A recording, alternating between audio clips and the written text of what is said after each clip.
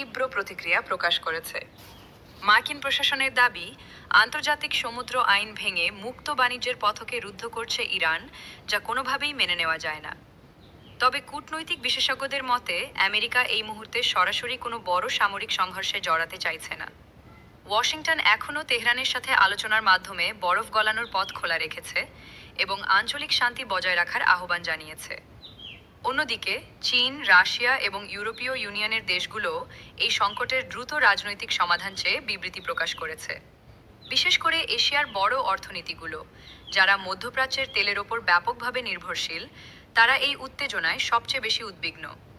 বেজিংয়ের পক্ষ থেকে স্পষ্ট জানানো হয়েছে যে হরমুজ প্রণালীর দীর্ঘমেয়াদী অচলাবস্থা কেবল মধ্যপ্রাচ্য নয়, বরং সমগ্র এশিয়া ও ইউরোপীয় অঞ্চলের শিল্প উৎপাদন ব্যবস্থাকে পঙ্গু করে দিতে পারে। উদ্ভূত পরিস্থিতিতে বিশ্ব কূটনীতির ভবিষ্যৎ এখন একটি সুতোয় ঝুলছে। হরমুজ প্রণালীকে কেন্দ্র করে তৈরি হওয়া এই জট ছাড়াতে আন্তর্জাতিক সম্প্রদায়কে দ্রুত একটি গ্রহণযোগ্য মধ্যস্থতায় আসতে হবে।